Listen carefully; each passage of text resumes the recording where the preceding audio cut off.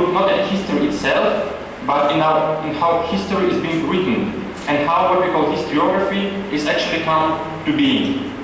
So, as you might know, there is an ongoing debate on this issue, on what history is, what is historiography, and the perspective I would like to highlight looks at writing history as an act of communication. So it's a complex social process where not only knowledge play a major role, but also imagination, memory, experience.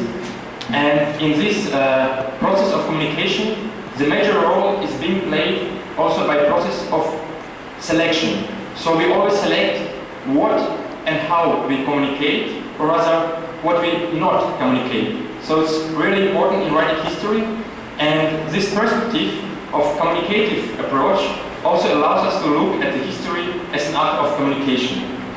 And in this process of selection on what we say and what we don't say, we can see a high variety of different historiographies, of different histories.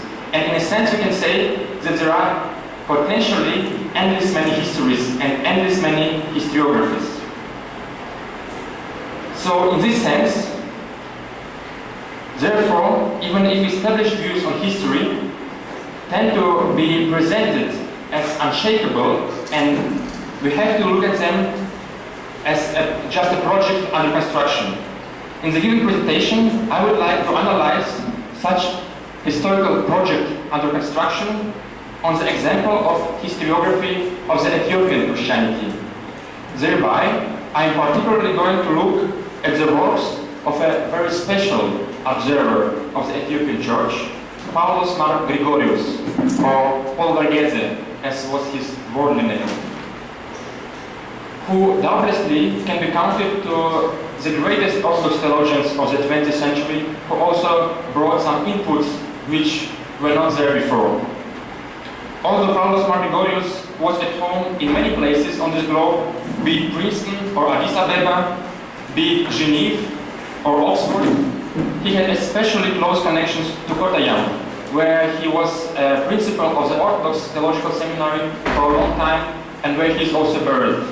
Therefore, it's also a special honor for me to be able to present this paper here in Kottayam. So let's move to the first part of my presentation, which is called Historiographical Tradition and Hybridity. As is also the case with the other Oriental Orthodox churches, there are two predominant historiographical traditions, a Western and an indigenous one. Modern Western historiography of the Ethiopian Christianity has its origin at least in the 16th century narratives of the Portuguese Jesuits, which were followed by a number of works written mostly by Catholic and Protestant missionaries. This fact, of course, dramatically influenced the way in which the Ethiopian church history was presented and interpreted. And exactly this historiographical tradition that shaped the modern Western scholarship has to be questioned. As among other Ethiopian historian Teshele Tebebo has shown in his prominent work, Ethiopia, the Anomaly and Paradox of Africa, Ethiopia was systematically misrepresented in the annals of the Western high culture. So we cannot rely only on this historiographical tradition of the West. But there is also another major historiographical tradition of the Ethiopian Christianity, the indigenous one, which has found its highest expression in the royal chronicles and the hagiographical corpus of the Ethiopian Church, and then in modern historical works of Ethiopian authors nowadays. At the first glance, it might seem that this reading of history, which reflects the identity of the writer's own context, is rather free of misrepresentation. But actually, in the first half of the 20th century, the radical critique towards the Ethiopian historiography was expressed by the Ethiopian intellectuals themselves.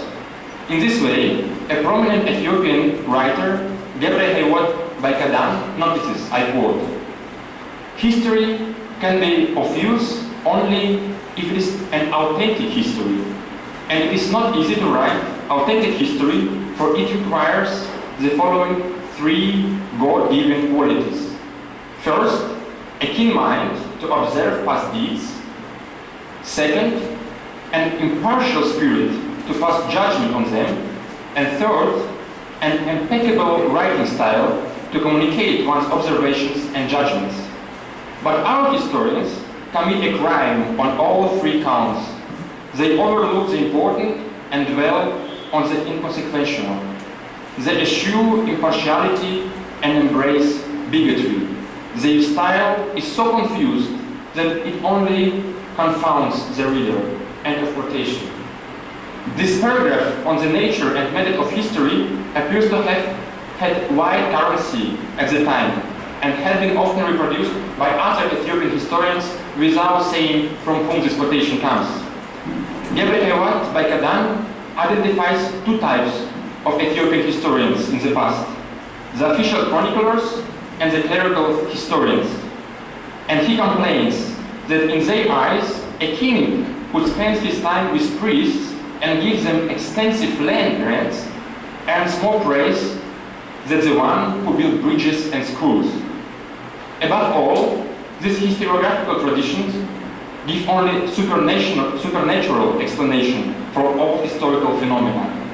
If our historians are to be believed, he concludes his powerful critique of the chronicles, the kings and rulers of Ethiopia must have few rivals in the world history for relying on divine or satanic intervention in the conduct of their activities. Another prominent Ethiopian intellectual, Tamar Amanmer, also lamented the fact that the writing of Ethiopian history has been left to the church scholars, the Teres, as a result of which the true history, as he writes, remains unknown. As for foreign writers, he argues, few know perfectly the languages, the character of the people, and the customs of the country, and they sway between the two extremes, the adulation and multiplication, he claims. So my question would be, is there a third way between Western and indigenous historiography, between the extremes of adulation and vituperation? And I think the Paulos Gregorios historiography of the Ethiopian Christianity deserves a special attention in this regard. Having spent in Ethiopia as teacher and later on as personal advisor of Emperor Haile Selassie around 6 years altogether, he still was a foreigner, but a foreigner who could at the same time identify himself with Ethiopians. Being an Orthodox, he had profound sympathy towards the Ethiopian Orthodox Church, but at the same time, he was also highly critical towards it. This being on the one hand insider and on the other hand outsider made it possible to pose a question whether we can speak about another third way of historiography, kind of hybrid historiography of the Ethiopian Church in the case of Paulos Gregorios. Keeping this question about hybridity in mind, we can come to the next part of presentation, which is entitled A Duckling and a Hen. I will explain why it's called so. So the first years of Paul Varghese, which was the name of Paulos Gregorios before ordination, in Ethiopia were not easy. In his autobiography, he tells how Ethiopian Archbishop Abuna Theophilus tried to pursue him to stay in Ethiopia when he wanted to leave country for further studies. I quote, Abuna Theophilus, still using the mocking and scolding technique, went on to tell me a parable. This was the story of a hen which had laid some eggs and was hatching them. By some accident, a duck's eggs had come into the batch she hatched.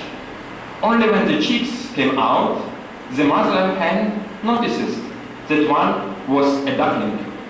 She brought it up when her chicks, but when the duckling grew wings, it left the brood of chicken and flew away.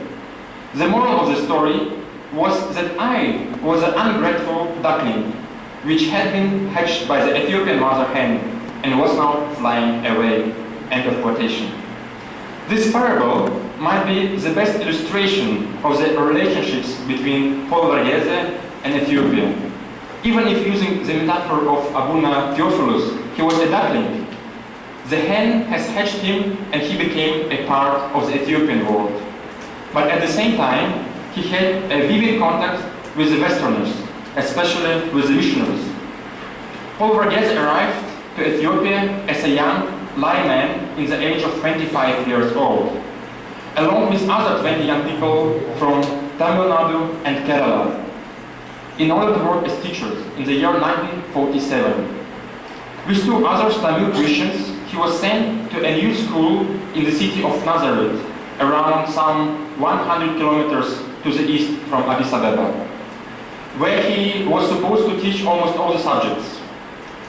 And at this time, it was quite difficult for him to find context in the society, and the first contacts were those with missionaries. I quote from his autobiography. The only social contact outside the school circle for me was the local hospital run by the Mennonite missionaries from America. They were all good to me. These were my first sustained social contacts with white Westerners, and it took me a while to learn some of their ways. I went occasionally to their Sunday worship services, usually in one of their homes. I went to an Ethiopian Orthodox church once, but found the liturgy totally beyond my comprehension, both in language and form. The American prayer meeting at the hospital were totally devoid of symbol or ritual, but at least I understood the language and felt the reality of prayer. And they seemed to like Mr. George, as they called me, since I had told them that Verghese was the Indian equivalent of George, end of quotation. So being a foreigner, Paul Verghese easily found common language with other foreign Christians, with missionaries. By being an Orthodox, he found, even if it took some time, common language also with the Orthodox Christians. And later on, he had excellent relationships both with the hierarchy of the Ethiopian Orthodox Church. He was good friend with Abune Basilius and Abune Theophilus, as you already heard, and also with lay people in the Ethiopian Church. And he was an active part also in the creation of a student Christian movement in Ethiopian, Haymanot Abba. And this could not pass unnoticed also in his writing history of Ethiopian Christianity, which is, as we already saw, is also an act of communication. So all these biographical experiences also play a major role in a way how do we represent the history. And it's also the case with Paulos Gregorios. And now I would like to make next step in the presentation and come to his historiography. So, although the contribution of Paul Verghese to the exploration of the history of the Ethiopian Orthodox Church cannot be described as a vast, it is extremely remarkable through some of his views. So he wrote around 7 articles and contributions on the history of the Ethiopian Church, and he also edited a larger book on the Coptic Christianity in the Ethiopian Church, where he also wrote a lot of articles on this issue. Between Islam and the Christian West. With this subtitle, Paul Verghese begins his narration of the Ethiopian Orthodox Church history in the volume Religion in the Middle East, first published in 1969. According to him, the history of the Ethiopian Orthodox Church, I quote, can hardly be understood except in the light of these two fears, the fear of Islam and the fear of Western Christianity, end of quotation. If to Islam has been traditionally attributed a prominent role in the history of Ethiopian Christianity, a role of the main contestant, a main enemy, so the role of the Christian West is highlighted by Paul Verghese in a rather unusual way. He doesn't just stress the events of the 16th century connected with the Portuguese Jesuit mission to Ethiopia, as one could expect, but traces the mistrustful attitudes of the Ethiopian Church towards the West to the very beginning of the Christianity in Ethiopia. He dates it back to the arrival, he dates it back not to the arrival of the foreign mission, and even not to the Council of Chalcedon, but much earlier. Recapitulating the history of the Ethiopian Church, he highlights the episode of ordination of the first bishop of Ethiopia, Saint Frumentius, by Athanasius of Alexandria.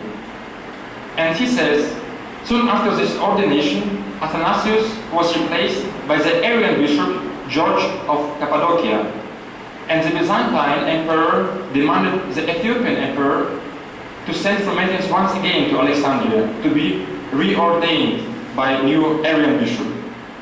And according to Paul Borghese, this episode laid foundation for the mistrustful attitudes towards the Greco-Roman Christian West. So West is not just a missionaries in the late Middle Ages or New Time. It's already the very beginning of the Christianity in Ethiopia and the Greco-Roman West. And these mistrustful attitudes were just strengthened through the controversies followed the Council of Chalcedon.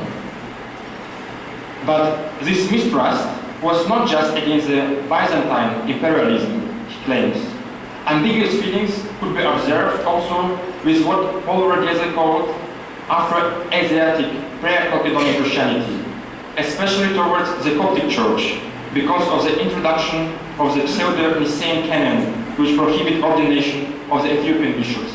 So in the narration of Paul Borghese, the notion of West is a huge one. It's a large notion of the West, which begins from the Byzantine Empire and then goes on also with the Coptic Church, which also in a way represents the West. In general, it is interesting to note how much attention Paul Borghese dedicates to the relations of the Ethiopian Church with the wider Christian body, especially trying to establish a permanent link between the Ethiopian Church and the Western Christianity. Although he introduced the history of difficult relationships of the Ethiopian Church with Islam, the Western Christianity still plays the major role in his historiography. Being himself an engaged member of ecumenical movement, he bitterly describes the unfortunate encounters with the Catholic and Protestant missionaries, and he also tries to kind of build a friendship in his narration. He tried to explain why it didn't work well and trying to find ways how it go in another way. So due to the lack of time, I cannot go deeper now describing further peculiarities of his historiography, but what has to be highlighted is that although Gregorios largely depends on the Western scholarship in his narration, he also takes seriously Ethiopian hagiography, what makes his account special and unique in the Western world. And in a way, we might also speak about kind of combining these two traditions. But comparing Gregorios' writing with the two major historiographical traditions, on the one hand, we see that he combines features of both of them. But on the other hand, through highlighting the connections with the Christian West, he also introduced a new perspective on the history of Ethiopian Christianity.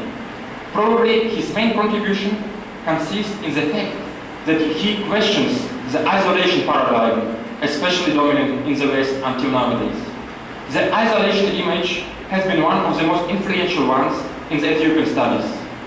The famous statement of historian Gibbon, I quote, encompassed on all sides by the enemies of their religion, Ethiopians slept nearly 1,000 years, forgetful of the word by whom they were forgotten. So this passage of Gibbon has been the preface to a large amount of works on Ethiopia. And geography was instrumentalized to explain almost everything Ethiopian, its millennial independence and civilization, and also the uniqueness of its church. In this way, also Toynbee attribute Ethiopia's uniqueness to, I quote, the virtual impregnability of the highland fastness in which the monophysite fossil is ensconced. End of quotation. So such images of the Ethiopian church has been challenged by Paulos Gregorios by placing its history in a permanent connection with the Islam and the Christian West.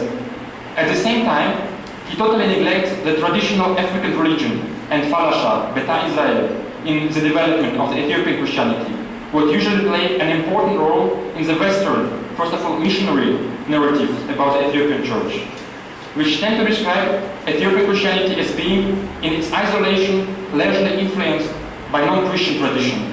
In this sense, if for Paulos Gregorios, the history of Ethiopian Christianity is being shaped by Islam and the Christian West, for the Western historiography, it is being shaped by Islam and the pagans, Ethiopians pagans.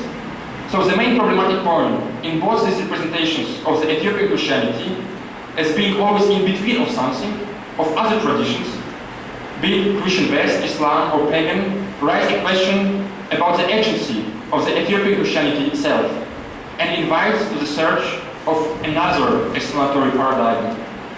Gregorios' historiography does not describe the past events. It's also constructing in the act of communication. And accepting the plurality of contesting historical explanation as an integral part of making sense out of history, I would argue that the process of explanation of history owes attention also on its own. As Professor Lucian writes, historical events became such only through the plurality of explanations. And historical explanation are in their turn historical events. So it's also the case with Paulos. Thank you very much for your attention. Open the floor for your questions, please. This is not a question, it's an explanation, but you may not understand. See, for Paulos Gregorios, it is easy to understand the Ethiopian Christianity or the Ethiopian church at large, because all of his church, in the Malankara church and Ethiopian church, have several things in common. Maybe there is only two surviving ancient churches in the world without a Hellenic origin or Greco-Roman origin. Number one. Number two, both are derived its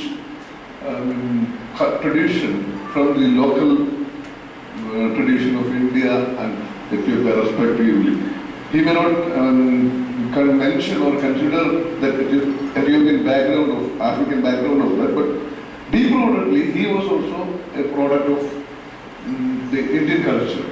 Thirdly, both the churches almost at the same time and almost parallelly faced the persecution of the Western Christianity. In the 16th century, the Indian Christians as well as the Ethiopian Christians been persecuted or invaded by the Portuguese.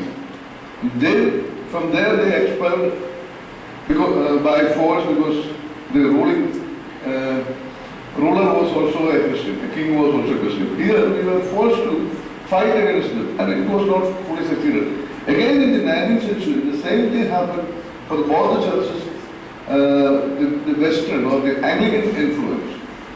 So he has got a common ground to understand the Ethiopian mind, even without his knowledge, because that is inborn. Indeed, thank you very much for your comment. I totally agree with you. So therefore, I would like also to highlight the importance of his writing on the Ethiopian Christianity because of his personal perspective. From one side, he was a deep insider. He also spoke perfectly Amharic. He even taught Amharic to Ethiopians in the university. And with all his background and knowledge, he was one who would perfectly combine his knowledge of Western scholarship, his own tradition, and his knowledge of Ethiopia. I totally agree with you. Thank you for your comment. Thank you. Thank you very much, Stanislau, for this wonderful, and it's not all the words, but wonderful presentation. I have just one comment. First, I was shocked by how flexible the notion of West can be. So what is the West? So the West is even maybe the Byzantine Empire for these. And second, I wanted to ask you is what is the perception of the Syriac origins of Ethiopian Christianity, with special reference to the so-called nine saints? So of course the narration of arrival of nine saints to Ethiopia also play a huge role both in Ethiopian hagiographical corpus and also in writing of Paulos. And he mentioned it as a larger cultural influence and religious one. And if we would look at his books, actually it's interesting that he tried to combine the chapters on the history of Ethiopian Christianity and Syriac one, and sometimes he just put it under one title, like combining both historical narration, showing how these both traditions are going along with each other. And in some of his articles, he also claimed that nine saints played like the major role in the history of Ethiopian Christianity. So it's also an important topic. And he doesn't put Syria also in his notion of West. So it's something else for him. I don't want to say much about the paper. Very good paper, I know, but I don't want to say. But one word about Paulos research. He was one of my editors in 1970 onwards, and one of the persons who contributed most to my own information about the church in India, when I started the work on my encyclopedia.